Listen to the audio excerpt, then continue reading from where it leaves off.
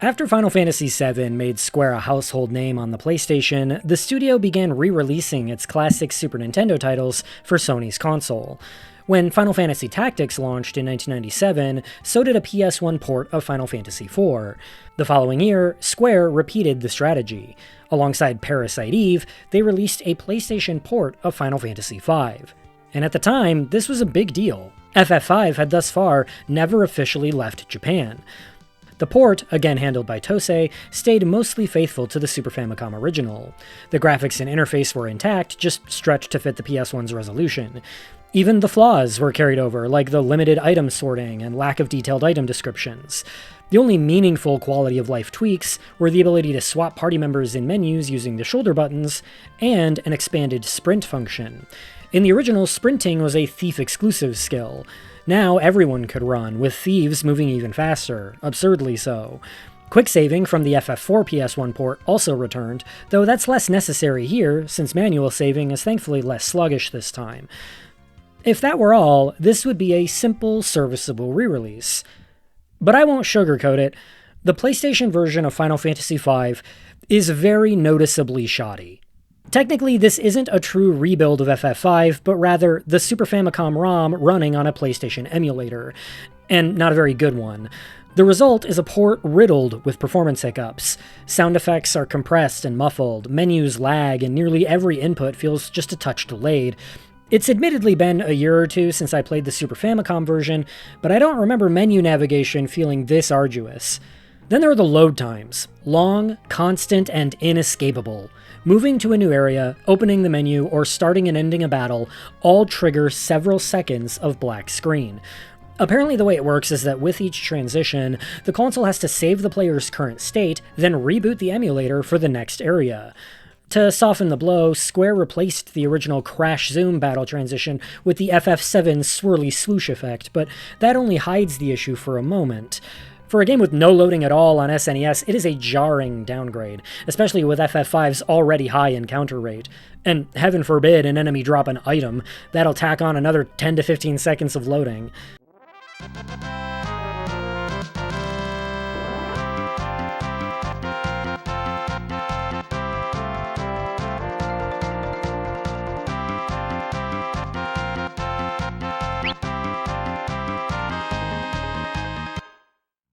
The music also took a hit. It's still the same original MIDI compositions, but run through the PlayStation's different sound hardware, which makes every instrument sound just a little off.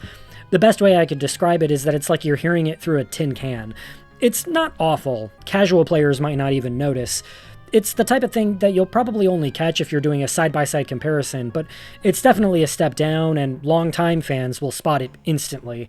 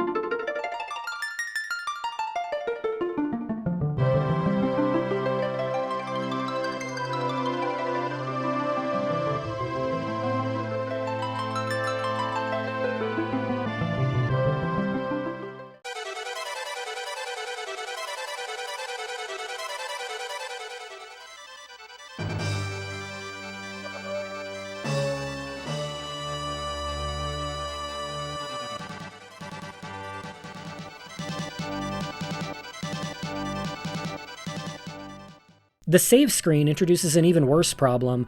When playing on a PS2, your first save works fine, but trying to save a second time causes the screen to glitch into a mess of garbled sprites and characters.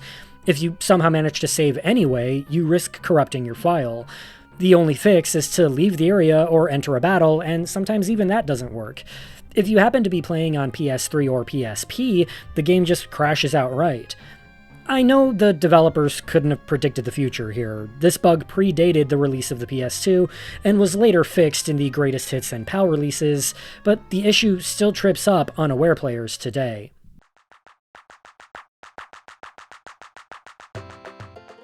To me, though, the most notable flaw is the English translation. Released in North America in 1999 as part of Final Fantasy Anthology, the PS1 port marked FF5's first official English release, and being included in a budget-priced double pack alongside the much-beloved Final Fantasy VI made it seem like a dream deal for FF fans. But once players dug in, they realized something was off. I haven't been able to confirm this anywhere, but it's long been rumored that this translation reused portions of the unreleased SNES script from the early 90s. Whether that's true or not, it certainly reads like it. The script feels unfinished and dated, a relic from an era when localization was often guesswork. Credit where it's due, this was the version that cemented names like Kryl and Bartz, the latter appearing in the manual and on the CD case despite not being an in-game default. But for this port and this port only, Lena was renamed Reina, a choice that's lingered ever since in the game's music tracklist, where her theme still bears that name, even in the newest Pixel remaster. Old, outdated English terminology also sticks around. Fire 1, Fire 2, Fire 3, instead of Fire, Fyra, Fyraga. Gil is GP or gold. Tonics replace potions. None of this breaks the game, but the script's inconsistencies and quirks pile up fast. Ferris speaks in a ridiculous cartoon pirate accent, a localization invention that wasn't present in Japanese and wears thin almost immediately. But what always truly astounds me about this translation is how basically every enemy name is wrong. Suckers become sockers. Wyvern? Nope. Wyburn. Antlion? Antoleon. And who could forget this classic Final Fantasy monster? We all know what this one's called. That's right. Dingleberry. Even the internal consistency is shot.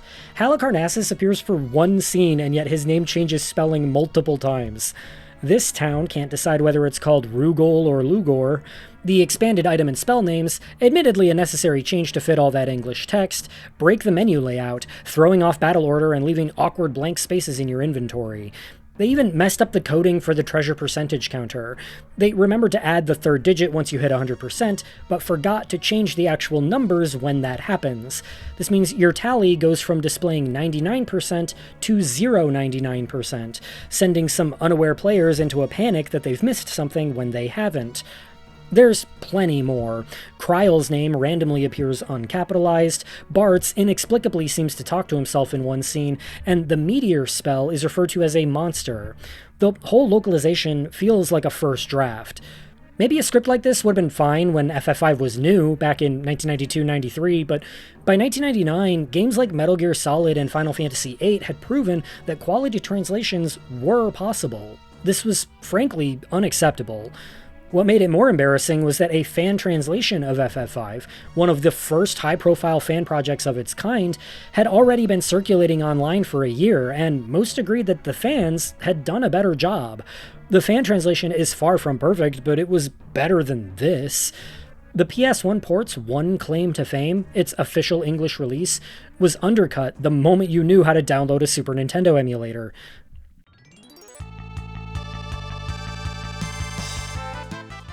All that said, this is still Final Fantasy V, and Final Fantasy V is still a damn good JRPG. Covering re-releases of old games on this channel gives me a chance to revisit the games themselves, and my feelings on FF5 haven't changed a bit. It's still my favorite of the classic titles, and the entry I think best embodies that era of the franchise. Crappy port or no, I just cannot bring myself to dislike this game on a base level. The job system, of course, remains endlessly rewarding, but I also find new appreciation for its story every time I replay it. For one, I think the merged world is still a genuinely good plot twist that not enough people talk about. After already experiencing a huge tonal shift between Bartz's world and Galif's, you think you finally triumphed against Exdeath. Surely the end credits are right around the corner, but then you slowly realize that both worlds have fused and Exdeath's plan has succeeded. It's a brilliant rug pull, showing that your efforts, however noble, were never quite enough. People tend to write off FF5's story as simple or lighthearted, and while that's not wrong, I think there's more emotional and thematic depth here than it gets credit for, especially when it comes to Exdeath. He's not the most interesting or nuanced villain, sure, but thematically he is the perfect villain for this story. FF5 is, at its core, about inheriting a world from the previous generation and deciding what to do with it, something even reflected in the game's job system. Exdeath is an allegory. He embodies everything that the world tried to seal away and forget, a literal manifestation of deferred problems. He's environmental neglect in a suit of armor. The past swept its ills under the rug, and the next generation inherits the mess. There's also an overarching sense that Final Fantasy V marks the end of an era. There was still one more 16-bit entry to come, but FF6 had an entirely different energy. Darker, more operatic, and much of its development team consisted of newer Square staff stepping into lead roles. FF6 felt like a passing of the torch. FF5, meanwhile, was the last game in the series directed by creator Hironobu Sakaguchi, and in many ways, it plays like a finale. You can even feel that in its use of the series' main theme. In earlier entries, the Final Fantasy anthem appeared at the beginning or end as a bold statement of adventure. Here, it's saved exclusively for the ending, and it's not triumphant this time. The horns are gone, replaced with gentle woodwinds, soft strings, and a xylophone. It plays over a quiet scene of the heroes reflecting on their journey and honoring their fallen friends. It feels like a send-off, a farewell, as if Sakaguchi himself were saying thank you. The PlayStation team even seemed to recognize how important that piece was. Aside from a few short jingles, it's the only track that plays directly off the CD rather than through MIDI, letting it keep its original sound and instrumentation. It's like they knew that one deserved to be heard exactly as it was.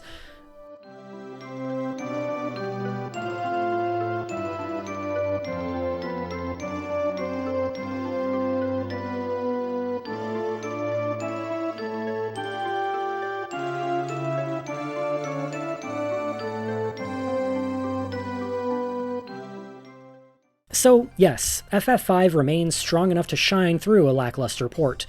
But deciding which flaw of this port is worst is tough. The muffled music is disappointing but tolerable. The lag and load times are genuinely painful. The translation is borderline unbearable if you care about tone or consistency. This version is a slog in every sense. The only reason to play it is if it's somehow your only option. And for many players back then, it was. In 1999, this was the first official English release. Even though the fan translation was available for emulation, PCs were an expensive luxury, household internet was rare, and emulation wasn't widespread or common knowledge. Given that, most players just stuck to consoles. For those people, the PS1 port was the only way to experience FF5, and when you're dying of thirst, you don't question the water. That's not the case today.